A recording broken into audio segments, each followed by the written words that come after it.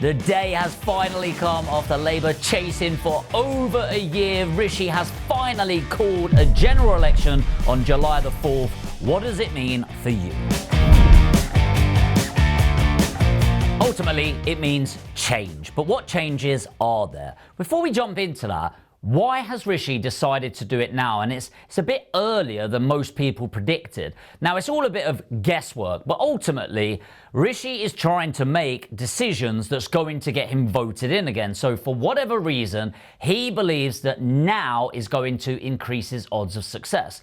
My guess is that inflation has just gone down to 2.3% in April, which is a really big win. And it's one of the relatively few things that has actually been a success through the Conservative government. And I'm not here to have an opinion on Conservatives or the Reds or anything like that, but ultimately I think this is a really big win as a country and shows some level of follow through from the Conservatives. And I think he's going to be leaning on that as we promised we would do this, we led through it. And honestly, I think it's a fairly easy red win, rightly or wrongly, and so I think he's doing absolutely everything to really get that competitive edge. I don't know about you, but I've been looking at their manifestos, and I thought what would be really cool for this video is to tell you about the really big differences between them, and I couldn't really find any.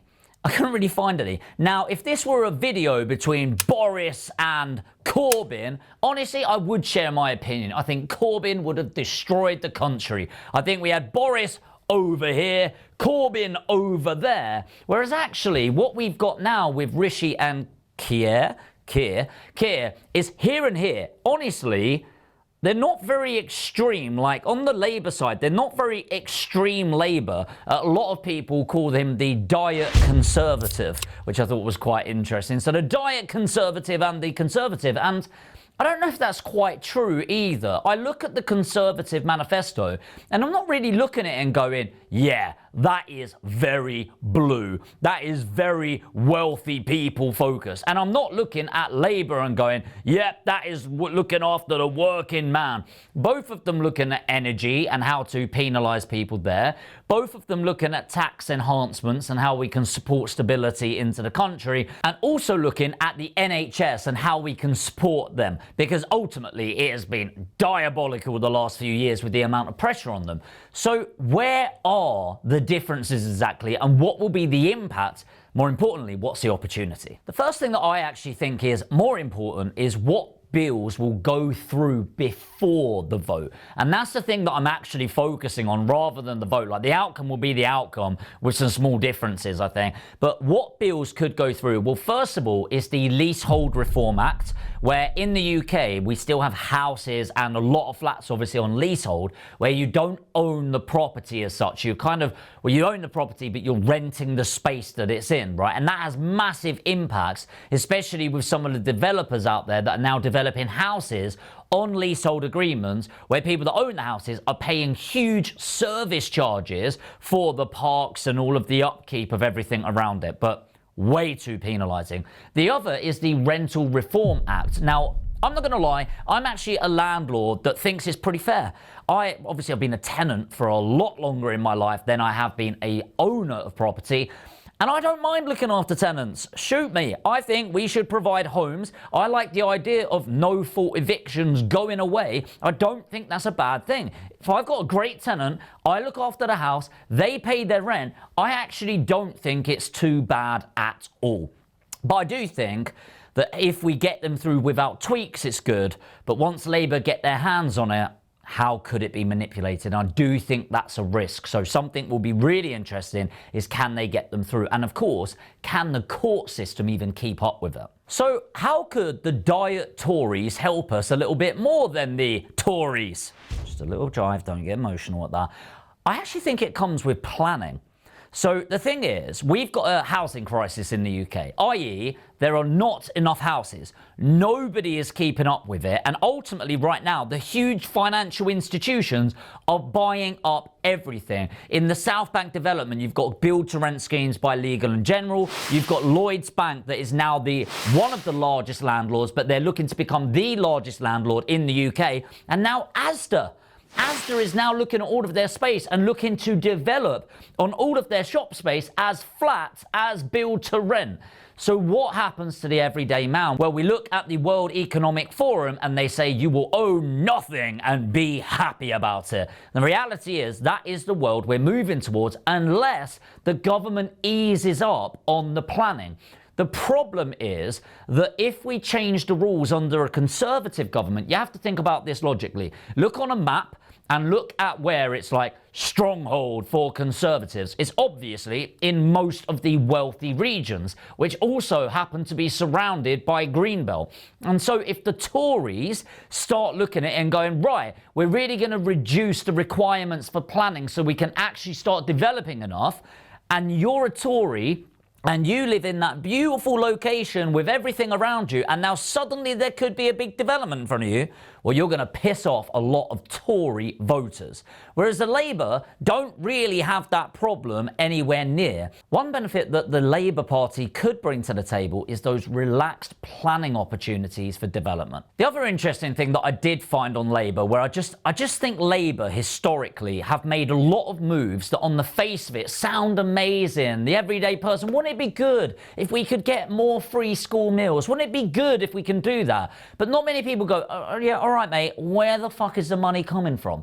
And two pretty stupid things I find in their manifesto, and hear me out on this, is number one, they want to close down the tax loopholes of private schools. And basically private schools, they don't need to charge VAT, right? They're nil rated. And it's like, that will provide so much more income if they need to charge VAT. It's like, first of all, no, it won't. They get to claim back VAT expenses, okay? So you're not going to get that much money out of it. On top of that, if you need to, like, it's literally like, right, we don't provide good enough schools. Private schools are way better. So how can we make that more fair? Tax them for being better than us, and we'll use the money to reinvest back into our own schools. It's like, Labour need to calm the fuck down a little bit. It's like, look, why don't you just get better instead of looking at people that are doing better, taxing them and bringing it back? But also, let's think a little bit logically about this. You assume people that pay for private schools, it's got to be the super wealthy, right? No. Actually, a lot of it is the barely middle class just trying to do what they can as a parent, like you would, like anyone would, to put them through. And what you're going to find is those people that are just breaking through in that middle class then need to pull their kids out of school and then put them back in. Also, by the way, let's say it actually does cost private schools more. Well, they're a private school. They need to make their profit margins. So then what do? They will then charge more fees to parents to have their kids there. Therefore, the people that are the super rich, they don't give a shit. It's not impacting them. It's the lower middle class that then again, their kids suffer and then need to go into the schooling system, in the public schooling system. Shock horror, putting more stress on teachers who already have more stress. Again, great in theory. In practice, I just think it's going to be an absolute shitstorm on that. The other one is, let's make minimum wage a real living wage. Well, I am a real living wage employer, which means nobody is on minimum wage here. Everyone's on living wage. But you do need to think logically about this. Like, I'm all for people getting paid something. I get it. Like 100%. I want all of my team to earn. However, let's say everyone's pay in the UK goes up. Well, just think logical human behavior. When you've got more money, and I know people go, no, you can't save. Yes, you fucking can. Okay, you just live above your means. If you get paid more money, what do? You spend more money. When you spend more money, what happens? Well, inflation happens, i.e. there's too much demand on the supply. So prices of everything goes up. When you earn more, what can you do? You can afford a more expensive house because your house is based on a ratio of what you earn. Therefore, prices of properties go up. Therefore, people struggle and the cost of living prices goes on. What happens? Employers, you need to pay more because shock horror, living wage needs to go up to then provide this level of living because prices don't just suddenly go down. And you see the dangerous cycle. And it's one of these things that actually sounds lovely. And it's like, in reality, no, it's fucking not. You need to rely on the people to actually rein in their spending habits, which isn't going to happen because buying things is becoming easier and easier and easier. So again, it's kind of like this false economy of let's help the small person, but it doesn't actually help anyone. So what do I think is going to happen, and what do I think is the opportunity? Honestly, I think Labour are going to get in. Who do I want to get in? I don't mind sharing my opinion. Do you know what? When it was Boris and Corbyn, Boris, obviously, I mean, he looked like a fucking clown, but like we could not afford as a country to have Labour in with that, like an extremist like that in.